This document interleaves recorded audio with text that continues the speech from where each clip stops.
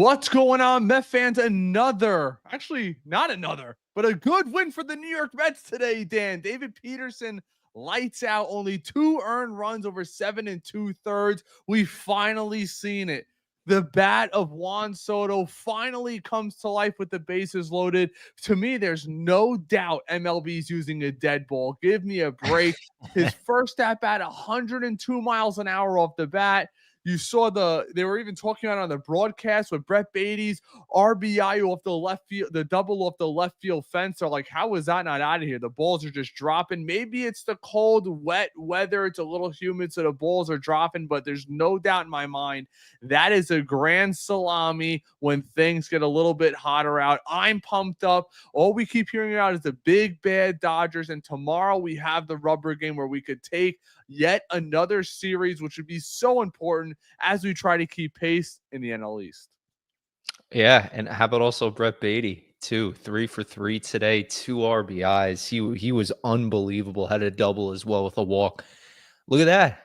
Brett Baty, of all people, like, yes, Juan Soto finally coming around too, which is great. But, Brett Baty doing his thing, which is great. And this team is rolling in a way that I think we finally get to see the full picture, right? You have Citi Field packed. You're playing the Dodgers. You finally get a win against the Dodgers. We didn't go live, or maybe Ray, you did. I'm not sure, but we didn't talk about yesterday. Everything going on with the Knicks, 13 inning, brutal I loss. was too busy watching the Knicks get spanked. Yeah. So we could get to a little bit of both, but last night was brutal. But today you finally get the full picture. 5-2 win against a really good Dodger team. Yep, and you know what? We said it in the I can always say preseason, spring training. Our breakout player, or mine, was Brazaban and Baty. And I will say this, and let me get this off my chest real quick. And shout out to everybody in the chat. I appreciate you being here. Goomba, I see you in there. Gabriel Nelson, as always. Can Fox actually pretend as though they watch baseball? They are gloating about, wow, all of a sudden Juan Soto's choking up with 2 strikes. Maybe that proves. I'm like, he's done that his whole career. He's been doing that since opening day. He did that in spring training. It's something that he says he talks about all the time, where he's able to control the bat a little more through the zone when there's 2 strikes. So I don't know what Fox was talking about with all that stuff, but it was great to see. I will say this one thing. I thought that, as far as we know, real quick on the Fox thing, right? Too. I've one sec, courtesy of Fox.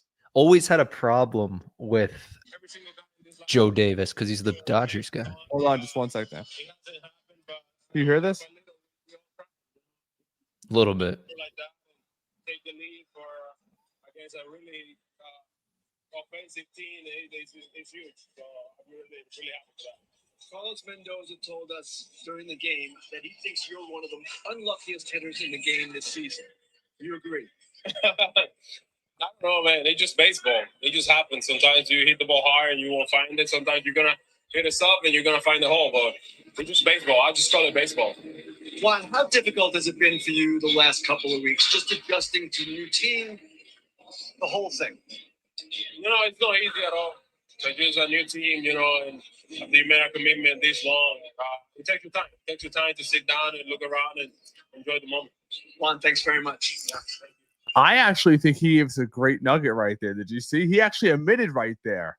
It's not easy. He asked, how about being on a new team? It's not easy. Remember, last year, he had pressure, but he didn't.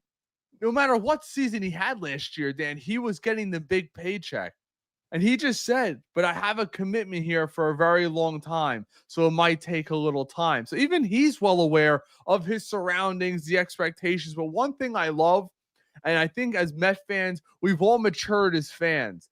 When Lindor struggled at first, we booed him. Everybody did. I don't hear anybody booing Juan Soto. Even when he didn't come through early on in this game, the hype is still there. The electric's there. From people that I spoke to that were at the game, they said when he hit that double off the wall, the place was absolutely electric. But I think he definitely gave us a nugget there that typically a Juan Soto who is very by the book, especially post-game. I'll never forget his last game as a New York Yankee. The first first question that was asked to him was, "Hey Juan, could you see yourself being a New York Yankee long term?" And he goes, "Talk to my agent." It was all business, all business. And he's typically like that. So for him to give us that answer right there, where it's not easy, it's an adjustment, it's a new clubhouse, it's all of these things, and I'll tell you this. I think guys like Brett Baty contributing, and hopefully Lindor and Alonso continue to do what they're doing, I think it's going to take the pressure off of him. I don't like the move to the 3-hole. I know a lot of Met fans do, but I'm not a fan of it. But I understand we'll get Marte better opportunities to hit. He's got a little bit of wheels. He could turn a single into a double every so often. But look, it worked tonight. Hopefully it works going forward. I'm the big fan of Juan Soto. We're here for a big commitment, and I think he gave us a little nugget there, Dan. Yeah, interesting too about the whole Soto thing being really unlucky. And this is really in the weeds with some of the stats. And I want to shout out Mikey OC of Skipper's View because he was really the one looking at this stuff first. But expected weighted on base average, right? They account exit velocity, launch angle. It gives you a good insight into seeing what Juan Soto really should be hitting because he's hitting the ball hard. He's hitting it right at people. And then that's been a trend we've been seeing. So 425 is his expected weighted on-base average. And to hammer it even home further, his weighted on-base average, which doesn't factor in the exit velocities, launch angles, is 346. So that's a big difference, a very sizable difference between the two. So it goes to show there is definitely some luck that Juan Soto is really running out of. He's not getting and running into luck very often. So hopefully that changes. And I think it will, right? He chokes up on the bat, but you're right. I've always had the problem with Joe Davis and all this stuff because he's the Dodgers broadcaster.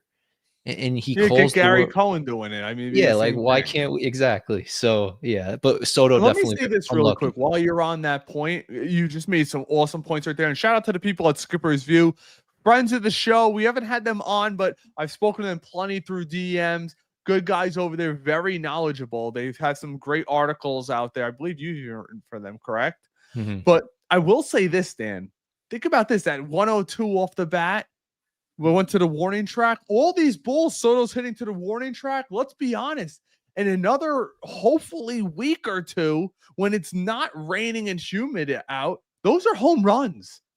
I mean, Pete Alonso should have had a home run in Boston. It's been abnormally wet and cold, which tends to make the balls not travel as far. You saw it. Soto thought he hit a home run. He thought he nuked that ball early on in the game, and it dies on the warning track, which could also help us because we saw a couple Dodgers hit some heavy balls, and it's like those could have been out as well. But I fully expect Soto to start to get going. I know he didn't come through late. He hit that weak ground ball to the right side, which he's still out in front. I mean, but he's battling up there. And I will say this. Maybe you guys in the comments feel the same, and I'll get to you in just 1 second. Let me know. I had the expectation something was going to happen there. You felt it. The energy was in the crowd. Soto gets buzzed in tight. He's battling back and forth, and all we kept hearing is, are they going to give Soto 99, or are they going to hit him with the splitter? 99 or hit him with the splitter? Like almost they're begging for him to get out, and he throws the split. And Soto adjusted to it and missed a grand salami by just a couple inches. But it was great to see that happen. Chaos all over the place. And I will say one thing. The Mets third base coach, Dan, constantly, in my opinion, sends players he has no business sending. Let's be honest. Yesterday, Hernandez, Marte was out by 10 feet. And we got lucky that they called that visual interference. Today, again, out by a significant portion. And I'm like, you have Pete Alonso coming up behind Soto. There's no need to send him there. You have the lead. Have second and third and Pete Alonso coming up to the plate. You have no business sending them there. But that's just a little dark spot in a mostly delightful game that I enjoyed watching.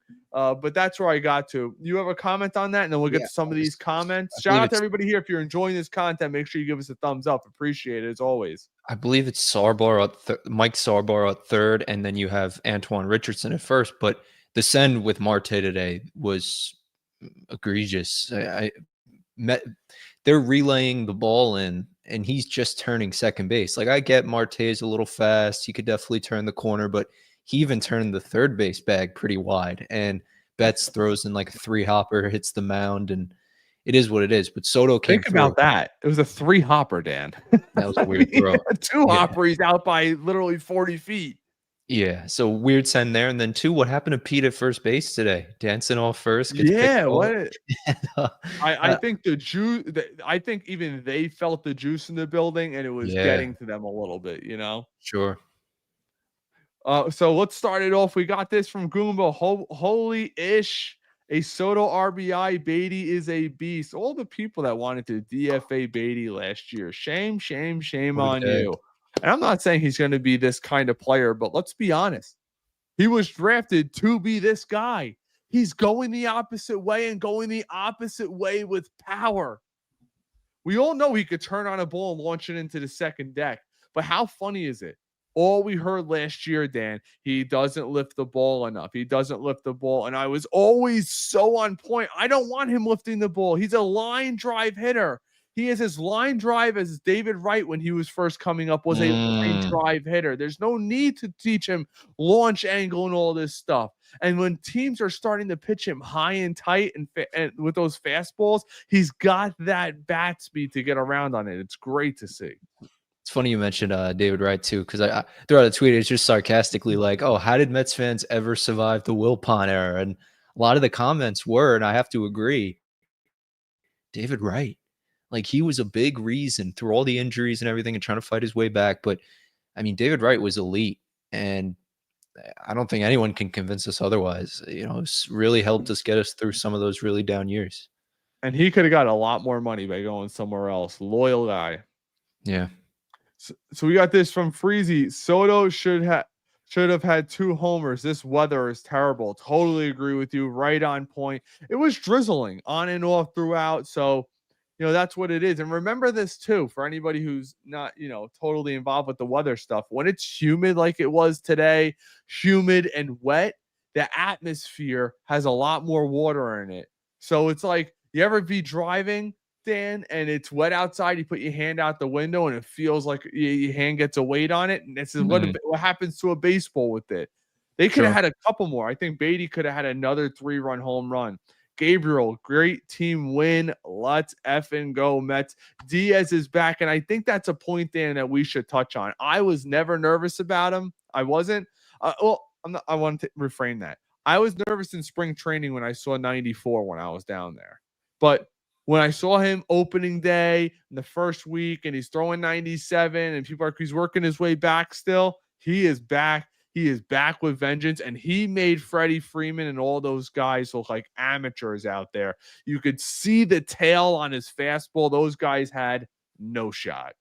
He's a 2-pitch pitcher, but he's an elite 2-pitch pitcher, and that's going to be a conversation once the trade deadline, second half of the season, the opt-out that Diaz has at the end of the year. So, yeah, I think he's one of the better closers in the game of baseball, but that's also because there's not many good closers in the game of baseball. Look at last night. Mets rock Tanner Scott. So you never know. Good evening, gents, from our boy Nelson. As always, Guma checks back in. Kid needed to start getting confidence from the team, helped him. He's not like Vientos that needed to fight. Baty needed them to trust him. It's a big difference since he's been back up 100%. It's almost like he and Vientos are kind of like this right now. Vientos has been struggling all year long, but I think even against the lefties, you got to play Baty. He even made a couple of nice plays again in the field today. Baty has third base locked up. There's no way. As of now, it's his position to lose. At least for the next few weeks, you got to give him it, right? Yep. Vincent says, Brett Baty, damn it, Brett Baty. Fire emojis. I agree, man. I loved him coming out of high school. I did. I thought, unfortunately, we might have had a bust on our hands, but let's be honest. Sometimes guys develop differently. He's 25 years old, and this is supposed to be like him about to enter in the prime. You know what happens, Dan? All we hear about is Juan Soto's 26. Look all he has accomplished. He's a generational player. Him and guys like Aaron Judge. Remember, Aaron Judge didn't make it to the big leagues until he was 24, just a year younger. And I'm not saying he's going to be Aaron Judge. Nobody's saying that. But I what think I'm good. good example too, Jaron Duran from the Red Sox. This guy had an OPS plus of 53 and a 78 his first 2 years in the big leagues. His past 3 years, and I know he has all the let's not get into it, but mental health, of course, and you got to take care of that. But 121, 131, 104 OPS pluses. So case in point, you can't give up on a guy too soon. And Brett Baty, I think most of us stuck it out. It wasn't easy, but now we're getting rewarded. This kid is a really good baseball player. Our guy Buzz checking in. What's up, fellas? Great to see you guys on after a nice, much-needed win. Great performance tonight by Brett Baty. Peterson going into the 7th, much needed. How about we touch on that, Dan? Was it the longest start of his career, or tied for the longest start of his career, something like that? And let's be honest, against the Dodgers lineup, Ohtani's in there, Freeman's in there. They got the whole crew in there, and he was pitching very well, gave up those 2 runs early and then really settled in, and that hard sinker was working. And you know what I think it is, the difference between the Mets pitching and a lot of pitching around Major League Baseball is the Mets have a couple guys that could throw hard, but for the most part, they're relying on a lot of their movement. And I think going forward, that's going to be the new wave of baseball. You're going to, I mean, think about it. Brandon Sproat is throwing 100, getting rocked at AAA. Who's not getting rocked? Nolan McLean, who's throwing 95, 96, but his stuff is moving like crazy. I think because there's so many guys that now throw 95, 96 is nothing special. You're going to be relying on that movement. I think that's what's made Diaz effective, because he's throwing 98, 99 with that crazy tail. And then you have David Peterson, who's throwing 95 plus up in the zone, but that heavy sinker away. He's getting a lot of ground ball contact. Same with Griffin Canning, a lot of that secondary stuff that he's relying on. I think with the new wave of analytics, that's where pitching is going to go, because there's so many guys that just, unless you're throwing 99, 100, guys can catch up to 97. It's nothing crazy special about it. And that's also what's changed Brazoban this year. He's got that tail to his fastball that no one can hit right now. Peterson's been great. The slider was great today. His ability to pitch really low with the slider. He made Ohtani look, like you said, look awful. Multiple times he wanted to stay in and face Mookie Betts at the end. I don't blame him. I would have kept him in 2, for being honest. Like, it's a 4-2 game. All right. I'm glad they took him out. We're always talking about how Mendy sticks with his guys too long. I think he had a feeling there. Yeah, but Peterson was immaculate today, truthfully. The month of ready. Oh, wow. And this is not, it's a small sample size, not including today, which obviously it went up. In the month of May, Brett Baty, over 40 at-bats, has a 943 OPS. With that 3 for 3 today, I bet you it's close to 1,000. His slug is 650. I would like to see that on-base percentage go up. It's only at 293. He's not really walking, but he's hitting 11 RBIs. It's been great. Brett Baty, that's the thing. And it was a confidence issue, right? When early in the year, he's throwing the ball over the shortstop's head in the left field. We're sitting there saying, all right, this is the end of Brett Baty. He's getting booed. It was just a bad scene. And you have to keep reminding yourself, like, he has the position versatility. And I think that's what ended up giving him the position over Vientos at the end of the day, because they looked at Baty and they said, all right, you could play second, you could play third. In a pinch, we thought he was getting a first baseman's glove and was going to play first, but that hasn't really happened yet. But Brett Baty has finally arrived, and I don't see him going away anytime soon. The next question is with Mauricio in the fold. We talked about that with John Harper this past week, but I'll link that below, by the way. Yeah, it's a lot of good stuff there, but that's a question coming up. It was great. I think Vientos is someone we really look at, or Acuna. I mean, that's the guy, Dan. Let's be honest. But yeah, you never know. Right now, Acuna is good for his speed and his defense. That is about it. Let's look at Acuna's game log for the month of May. I'm going to pull that up in 1 second. I'm always big into that. I mean, if you look at this year in general, remember he was hitting like 350 for a while. His OPS is down to 612 before his strikeout tonight. I mean, his OPS is right around 600. That's just not major league. Remember, right around league average is around 720 to 740. That's kind of where we're at with that. But his defense too is superb, and he had that crossbody double play today. Pete picked it out, beautiful 5-4-3 around the diamond. But I keep going back to this idea that we look at Vientos, and I know sometimes I come across, and even Ray comes across, as we don't want the best at times for. I think you can agree with me, Ray. Like, we want the best for anyone who wears the orange and blue. Of course. I want to. I 100%. thought Vientos was going to blossom into a star this year, and I was hella wrong as of right now. I mean, let's be honest, Dan.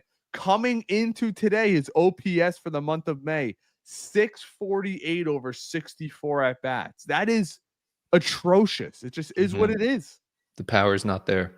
Yeah. Well, the month of May, he's got 1 home run. April, he had 4 home runs, and his OPS was 723. So he was average in April, and he's well below average the month of May. It just is what it is. And I always try to say one of his home runs was off Andres Rosario, right? In the late inning of the game. Yes, Ahmed Rosario. So you're right. You can't count that one, and then the 2 that he had at Citi Field back to back. Like, one of them barely got out. The other one I'll give you, but the numbers don't always tell the full story. Hebrew, I'll give you your little thing today. First of all, nobody called for Vientos in the 2-hole and Soto in the 3-hole from before the beginning of the season, except for me. I still haven't gotten my wish, but we're getting closer. I actually think we're getting further and further away. There's no way they're putting a guy with a 600 OPS in the 2-hole. If anything, let's be real. If they're going to be moving people around, anybody deserves to go into that 2-hole. It's number 7 himself. Just saying. If you are, let's be honest, I'm just as comfortable with Soto facing a lefty as a righty. So for me, lefty with Soto Baty is not, I'm not nearly as worried about that as what I'd be McNeil Baty. I think I almost treat Soto as a switch hitter at this point. I mean, he's even batting better this year, way better against lefties. It's not even close. So if Baty keeps lighting it, or maybe you move Baty behind Alonso, and you're hoping he turns into that 5 hitter we've been looking for literally for 3 years, Dan?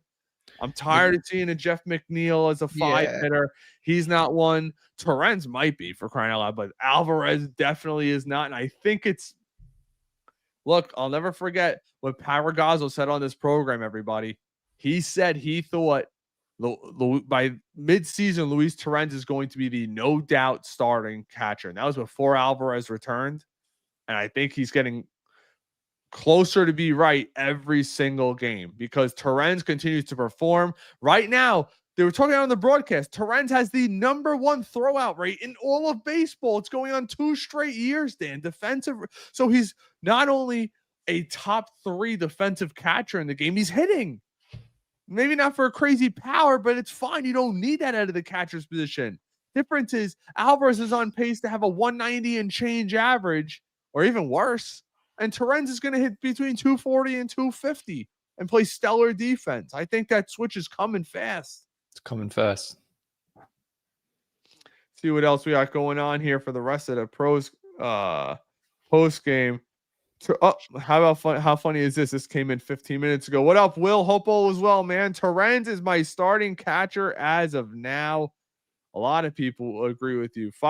Buzz says Fox announced their Talabo, especially Przinski. However you spell that, you know what's name. I agree with you. You can almost tell they don't watch every game, they're a national broadcast. It's hard to, think that they're going to. Metropole says Baty 316. I'm not sure what that means. I'm sure you do, Dan. Someone called Dan handsome in the chat. On Facebook. How about that, Dan? Appreciate it, but Jose, imagine if Diaz was to develop a splitter and 85-mile-an-hour changeup to go with his fastball slider. Leave Diaz, the way he is. Don't mess with him. That's what the Mets do with Jarius Familia, trying to add all types of splitters, sinkers, turn him into a four-seam guy because he gets too much contact. Jarius Familia almost follows the same career path. Obviously not the starter way, but similar pitch type and dominance as like a guy like Clay Holmes, who was at one point, they were both the considered top closers in the game. They start messing with their pitches and it kind of vanishes. They both struggle with the walk. They both threw that hard sinker. You know, it's interesting when you see that. Terrence needs to be our starting catcher over from Ray Rivera. I like your first name, Ray. See what else we got here. A lot of chatter in the chat tonight. I'm loving it. It's just hard to sift through this. D really owes Baty an apology. Yeah, D. Yeah, I agree. You have any other comments, Dan? A couple of comments. I mean, you're playing a good Dodger team. Last night was a tough one, brutal.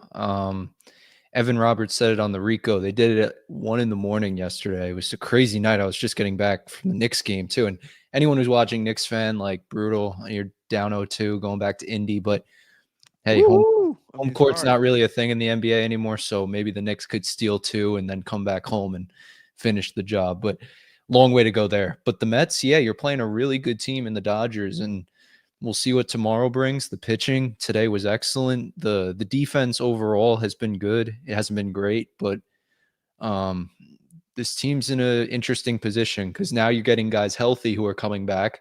Manaea, Montas.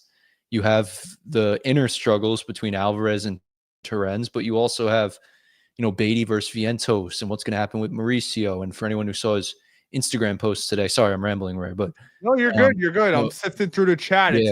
It's not hard. She's going like that. Mauricio posted something on Instagram just talking about mindset and how he's recovering and he feels he's in the right place. So good things coming for him. He's not ready yet, but when he is, that's going to be a whole nother conversation. And right now there's not too many conversations to be had because everything is pretty much, I think we've talked about it enough.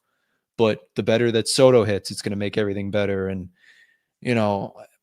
when we get the pitching back, the pitching hasn't been a problem for the Mets. It's been the hitting. And I can't wait to have Manaea back in this rotation.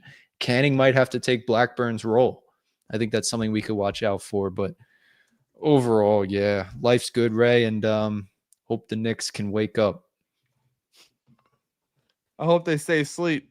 Anyways, let's see what's going on here. We got the Goomba. I agree with you. Was I the only one saying let Peterson finish? I saw you said that. I thought it was taken out the 8th. Dude is a beast. Definitely my most trusted starting pitcher in this rotation. Let me ask you this, Dan. And I'd be interested to see what Goomba's got to say too, and the rest of you guys. Who would you trust the most right now, Manaea or Peterson? Wow. I mean, I haven't seen Manaea this year, so probably Peterson. Okay, I understand that. In a big game, Ray, then 100%.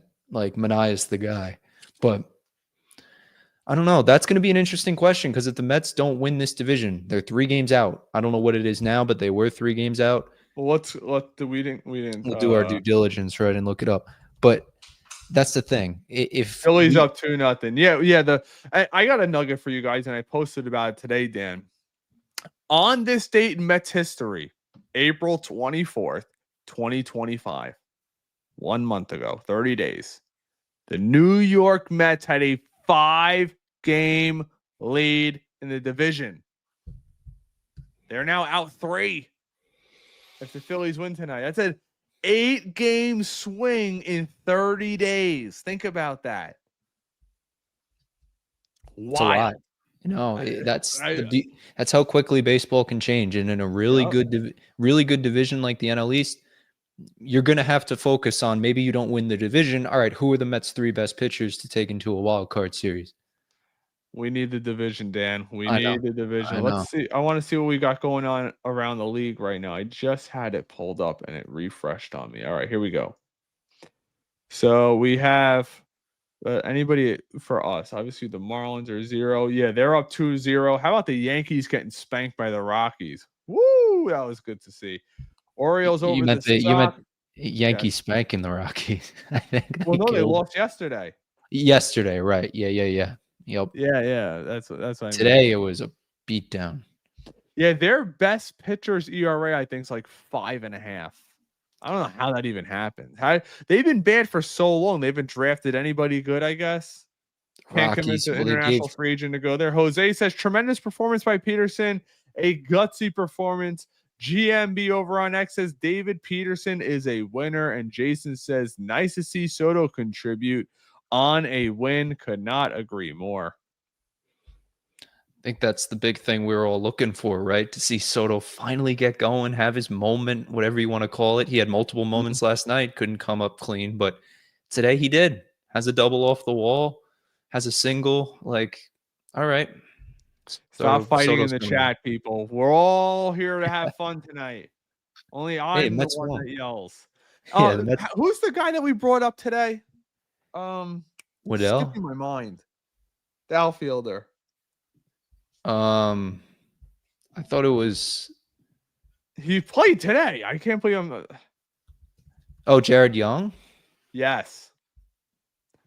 Why? Was like, Why yeah.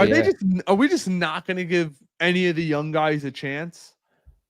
Well, that's At all. I know. Drew Gilbert. We I mean, talked to John Drew Harper. Gilbert's been on base like every single game this season. I understand people say, well, he's not ready yet. Well, he's 25 years old this year. What are we waiting for? 24 years old right now. We got to have Ernest back on, and shout out to Ernest because he got the Steve Cohen shout out too, which is awesome. Can't wait to get one of those, Steve, if you're watching. But other than that, Ernest is a really good person, a really good person to talk to about this because, I'll Gilbert, see if I can get him on in the next off day. What do you do with Gilbert? What do you do with Mauricio and all these other shortstops too that we keep hearing about, like the Jeremy Rodriguez's? Like at the end of the day, we know who our shortstop is. The Mets really don't have a lot of room to work with. So, yeah, I want to see who that next outfielder is that gets called up. One good nugget that John gave us the other day, because a lot of people were saying, oh, well, what about if Mauricio comes up? He could play second base. You send Acuna down. Mauricio, let's be honest, he's got, last I checked, he was like 8 for his last 11, 3 home runs. The guy's absolutely tearing it up, hitting 100+ mile an hour home runs. But John told us, Harper from SNY said, the Mets tried Mauricio at second base a little while ago, and they didn't like the way he looked, and he wasn't comfortable at all. He really prefers third base. Now, I'm not saying it can't happen. I'd be a little surprised if it happened this year, but Baty says he's pretty comfortable at second base, and he's a little more agile. And I think, let's be honest, he's a little more athletic than people typically give him credit for, Dan. Most people look at him as, the stiff kind of guy, regular guy. But when you watch a guy like Vientos out there, it makes you appreciate what Brett Baty's doing way more. Mm-hmm. It's night and day. Night and day. 100%. What time's tomorrow's game? 1, I want to say. The Mets tomorrow begin their game at 7:10 tomorrow. Excuse me, guys. Is it the Sunday night game? Mm-hmm. Oh, I hate that. Absolutely hate that. Stan, we were just talking about that. What are your feelings on Torrens versus Alvey? Team seems to win or pitch really well with Torrens. I remember last year it was the same thing with Alvarez, but I will say this. I think, how can this not be Torrens' team for now? And it's not saying Alvarez can't be in the future. He's still only 23 years old. Most catchers, it takes a while to develop. And that's one thing. People want results right away. I understand. August of 2022, MLB.com and I believe Baseball Americas had Francisco Alvarez as the #1 overall prospect in all baseball. Dan, I don't know how to explain it. Where did his power go? He is coming up on the same amount of at-bats that he had during his rookie year in the last 3 years. He's got more than double the home runs. His OPS went from 720 to 680, now to 600. I don't buy, the league has figured him out. He doesn't have any power at all. And I almost feel, people are going to get on me about this, whatever, I don't care. I almost feel like Alvarez is a little out of shape and can't get around on the ball the way he used to. How do you go from the number one prospect? You come up, you rake 25 home runs in your next 3 years combined. You don't sniff 25 combined. Well, I think a lot of it is what John Harper said, what we've been saying, it's the injuries. The fact that you're dealing with a catching position with finger, wrist, it's just a recipe for extra couple years of maybe down production until we get up to the point where it's a rookie season again from Alvarez. He's smacking 25 home runs. Because I will admit, you go back and watch his highlights from those seasons, his at-bats were way different. He was loading up and it just boom, right to the ball. And he was just a different player. And you're not seeing that. So I don't know the answer. I agree at this point. It would be it behoove me to sit here and say, you know, or unbehoove me to sit here and say, oh yeah, it's not, you got to find other ways to play Alvarez. No, you have to play Torrance at this point. So yeah. And then also with the pitching, really funny, Landon Knack versus Kodai Senga tomorrow, but former Met begins the White Sox series, Adrian Hauser against Clay Holmes. So oh my gosh, Adrian, I feel bad. He's gonna get lit up, man. So, and then McGill and Canning. Let me ask you this before we hang things up today, because I saw a couple rumors on the rumor mill, and I say no thanks. What do you think about Luis Roberts? We got to put this to bed. We got to, on Metcast, you don't have to endorse me, but I'm going to endorse myself. I don't want any part. I don't. I'm going to use that on my wife next time when she asks me to do something around the house. You don't have to endorse me. I'm endorsing myself. That is one of the greatest lines I've ever heard on Metcast. So, like, is he a great talent? Yes. Was he being compared to Mike Trout? Yes. I mean, so is Yoenis Cespedes. I mean, there's so many players that I don't know why I even said that, but Cespedes is a hell of a player. So, and a lot of people comparing him to Soto and said, oh, he took his money and never wants to try again. But two different players, two great talents. But Luis Roberts, same thing, a great talent, been compared to great players. But at the end of the day, I don't think he's really what the Mets are envisioning long term, because what was the first draft pick? And I say this all the time. I want to see multiple drafts from David Stearns before I can really understand how he is as a mindset, how he thinks about this team. But he drafted Carson Bench. And he has got a 943 OPS right now and absolutely destroying the minor leagues. Are we really going to uproot Carson Bench and Drew Gilbert and even Acuna and McNeil and whoever else you want to throw in center field, Siri, Taylor? I don't see the Mets doing that. I got a nugget for you. Yeah.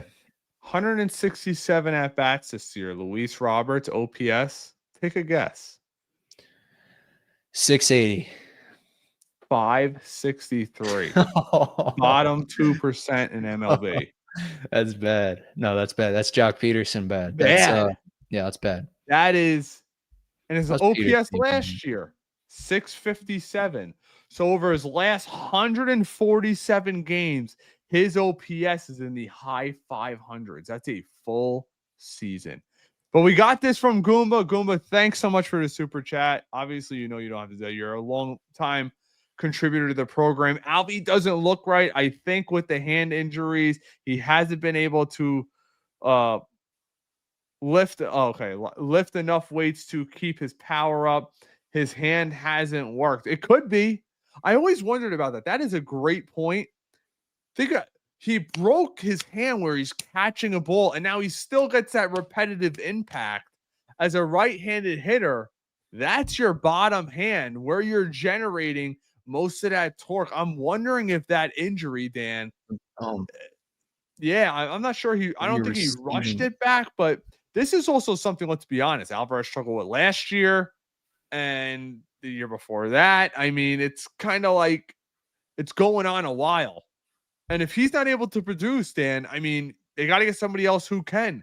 This is a World Series aspiring team. You can't have a catcher with a 500 OPS. Dare I say Luis Roberts with his 500 OPS do $20+ million this year, next year, and the following year with a team option. No, thank you. And everyone keeps going, you don't understand baseball, right? Luis Roberts is a good talent. No, you're not. When the Washington Nationals sucked, Juan Soto was still good. That's how it works. Christian Yelich with the Brewers is still good. Nolan Arenado, think about Paul Goldschmidt on a crappy Cardinals team was still serviceable. Luis Roberts is not even serviceable. That's the difference right there. He doesn't care enough to try. I don't need another loafer on this team. We already have enough issues in regard to that stuff. Right. I'm good. He's the kind of guy, Luis Roberts, he got the early extension that everyone wants. He got the early extension, and the second he got his extension, he became a crap player. Just is what it is. And Kuba, thanks a bunch again, brother. Thank you, Guma. But yeah, it's a big point right now. Like, who do the Mets trade for? Do they need to trade for anybody? I mean, the way we were thinking about trades, we were thinking all in on Sandy. He's the number one guy. Still think that's the case, but he's been very pedestrian this year for anyone who was checked. I don't think the Mets are really going to tap into that pitching market and go after Sandy, because why would you? You have a great rotation. And you have two guys coming back, and Montas, who, let's be honest, regardless of what people think about him, and this is why I asked John Harper, I said, why on earth would they give him a team option? Even he thinks it might have been a mistake. Well, obviously now it is, because the guy was riddled with injuries his entire career, and we go out there, give him 2 years and $17.5 million a year, and he's got the option. He's clearly going to opt in unless he has some crazy second half, which I'm not ruling anything out when it comes to David Stearns. But you got Minaya coming back, you have Montas coming back, and then you have two pitchers who could easily make their MLB debuts this year in a Brandon Sproat and a Nolan McLean, depending on how they progress throughout this AAA level. But I think they're on the cusp as well. Next year, you have Christian Scott, and now you never know what's going to happen. Top 50 prospect Jonah Tung, recently, per MLB.com, is now in the top 50. He might make his way through the farm system very quickly as well. So don't be surprised. The Mets right there have 4 young guys, 2 of them who could come up this year, and 3 of them, Christian Scott should be a lock to be in this rotation next year at some point. That's something we got to look forward to as well. So I don't see them. I'm with you, Dan, unless somebody crazy shakes up, unless the Pittsburgh Pirates do the unfathomable and make Paul Skeens available. There's really not another pitcher I could think of. Think about what's going on with LA right now. They have 13 players on the IL. More than half of them are all pitchers. I mean, the name of the game at pitching is to get young and stay young, or keep them on short-term contracts. That is the way that David Stearns lived in Milwaukee, and it's the way he's lived here now. We didn't go after the Corbin Burns. We keep the Sean Manaeas. We don't go after Luis Severino on the 3-year. We bring in a 1-year Griffin Canning, or a 1.5, 2-year Frankie Montas. That's how he does it. So unless you get a generational pitcher like a Paul Skeens, who will be a free agent at age 28, he's not going to give those 30-plus-year-old pitchers any kind of crazy money. It's just not happening. Another pitcher, too, just to highlight him real quick. It's not necessarily to say that he'll be on the club this year, but Stearns has been asked about this player, and he's had a lot of high praise in the past. Matt Allen, still with high A, still doing his thing, but he's 24, and he's pitching pretty well. I mean, 15 innings under his belt, 3.5 ERA, nothing spectacular that jumps off the page, but he has an arm that jumps off the page. And forget the numbers. Like, they'll recruit a guy if it's showing that the arm is beating the fastball is beating these hitters, right, consistently. Even if the strikeout numbers don't show it, even if the ERA is inflated, it goes the same thing with the offense too. Like Clifford and Binghamton, or in Brooklyn, excuse me, he was very pedestrian, and the Mets just called him up anyway, because you have the right field wind that blows in from the water. They knew that the numbers weren't there for Clifford, but they said, all right, we're going to call him up. So I think with a guy like Matt Allen, who's only with Brooklyn right now, I think there's a chance before the year's end he'll get a start with the Mets. I think he's long deserved it. Yeah, he only went 2/3 in that first start. He had 2 unearned runs. I saw that. I'm looking, even in A ball, he had those 7 starts. What you love to look at is the K per 9 is over 10. That's what you love to look at from guys like that. Yeah. But that's all we got for you guys tonight. Appreciate you coming through. This has been another MetCast Pod postgame. If you're enjoying the content, or did enjoy the content, just ask you to like it, share it with a friend potentially, but Big game tomorrow. Mm-hmm. I want to see us continue to be high. To be great to finish off LA. I have one more series before we have another off day on Thursday. I will try to see if I can get Ernest on the program. No guarantees, because ever since I actually spoke on the phone with him today. Ever since Steve Cohen gave him the shout out, everybody and their mother is asking him to go on the podcast, but deservedly so. He deserves all the credit in the world. But thanks so much for sticking around, everybody. And as always, let's Go go Mets. Peace out.